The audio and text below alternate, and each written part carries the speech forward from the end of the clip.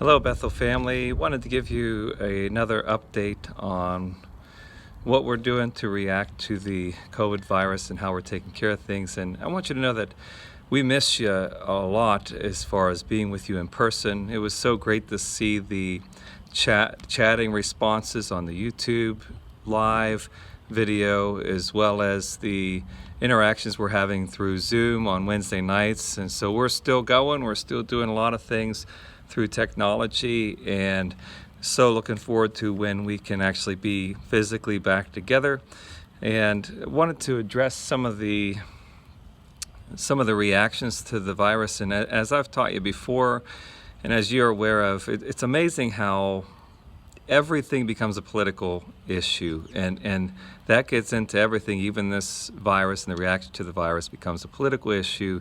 And how do we sift through that and make sure that we're making wise decisions that are influenced by Scripture and by the leading of the Spirit, rather than political influences and fear or lack of wisdom, either side of those things? How do we make sure we're walking with a biblical mindset? And as I've been watching what's happening, first of all, I'm not a doctor. I'm not a medical expert. I don't know enough about this virus to give any advice on what should we do, how should we react to it as far as medically. And I have to rely on the guidelines that are coming through the CDC, through the state, through medical professionals, is who I need to rely upon for input. I'm not a lawyer. I don't know I'm not a legal expert, and so I don't know what the governor can and can't do, the president can and can't do, those sort of things. And so I kind of have to rely on other resources to know how to make decisions. This past Sunday we had service through live stream.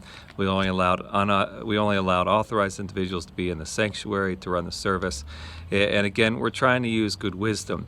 Now, one of the things that I've noticed as I've been on social media more often these days, for obvious reasons, I've noticed a trend, and that is the idea that if I have enough faith, I can go marching into any danger without any qualms about it, and I'm just going to walk through that unharmed.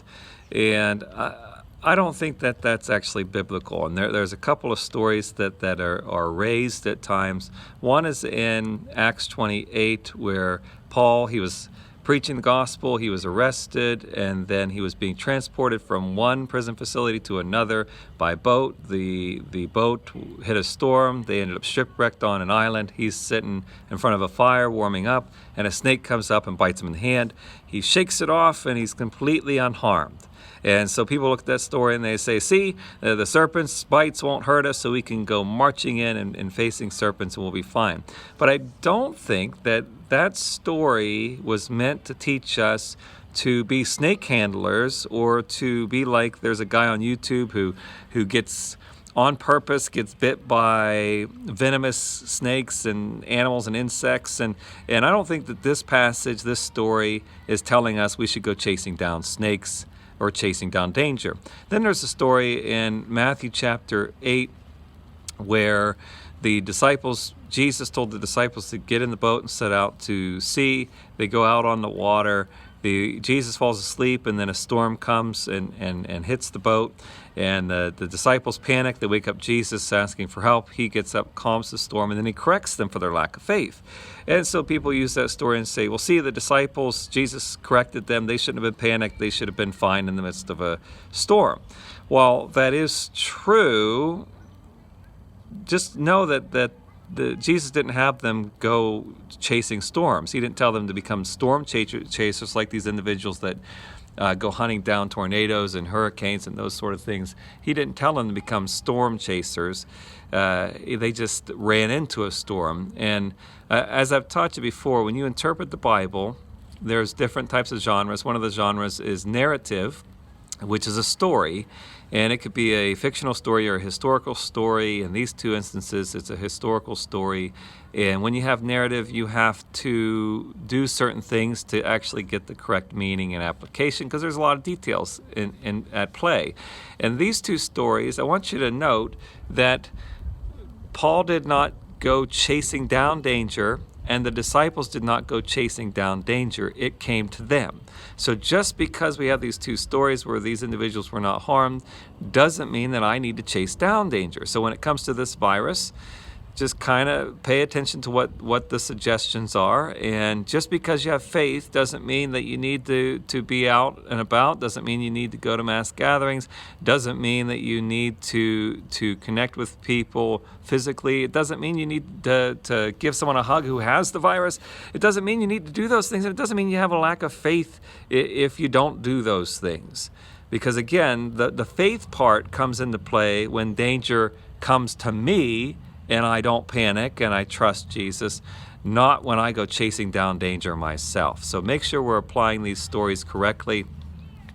Also, in these two stories, the individuals involved were carrying out God's mission, and they had specific things they were called to do. Paul still had more things that God was calling him to do, and Jesus had yet to go to the cross. So there were reasons why their demise had to be prevented. We know that everybody dies at some point, and so we're not guaranteed that we're not going to face trouble or face death at some point.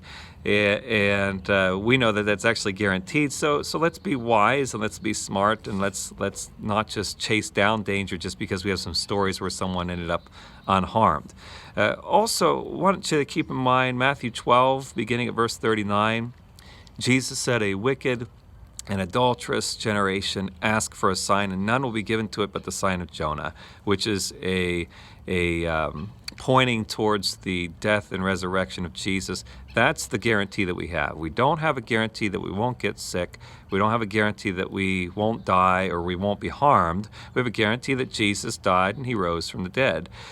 Jesus will see us through things, but that doesn't mean we won't end up harmed. And so I can do a lot of dumb things and end up harmed. That doesn't mean that I had a lot of faith. And I could be wise and smart and be careful. That doesn't mean I have a lack of faith. So I hope that balances things out for us. And as we move forward, as we decide whether or not to meet together or just continue live streaming only and just letting authorized individuals in the service that are producing the video, we're going to make those decisions based on CDC recommendations, not based on other sources. I know that, and again, I'm not trying not to take sides, but I know that President Trump is really pushing that he's going to end this quarantine before Easter, and he's kind of guaranteeing that the churches are going to be able to meet on Easter. Well, I want you to know that I'm not going to make a decision whether or not to have service with us in the building based on what he says. I'm going to go based on CDC. And it's not a lack of faith. And if we don't have service in the building, that doesn't mean that Jesus didn't raise from the dead. I've seen people saying that this virus and this quarantining is not going to stop the resurrection of Jesus. Well, it can't, because the resurrection of Jesus already happened. So if we live stream Easter service, it's not a lack of faith. It doesn't mean the resurrection stopped. It's just that the government's giving us guidelines, and we're trying to comply the best we can. And it's not stopping God's kingdom. We're meeting together still through technology, and God's doing some pretty cool things. There's people getting involved that weren't involved before our use of technology, and I think He's springboarding us into other things. So be careful pushing lack of faith and putting too much trust in certain individuals. Let's try to listen to what the experts are saying and be careful. Understand that on our end, we have some legal responsibilities to tend to as we make decisions. So again, we're going to make decisions whether or not to hold service based on CDC guidelines, and that's just what we're going to do. So I hope that you can tolerate that. And I believe that at the other end, we're going to be stronger for this. So again, make sure that when you're reacting to the world, make sure that you're interpreting Scripture correctly and you're using biblical principles that guide you, and not a political agenda, and not other people's fears, and not other people's arrogance. Just trust in the principles of Scripture. Love you. God bless you. And we'll see you on Sunday, most likely through live streaming.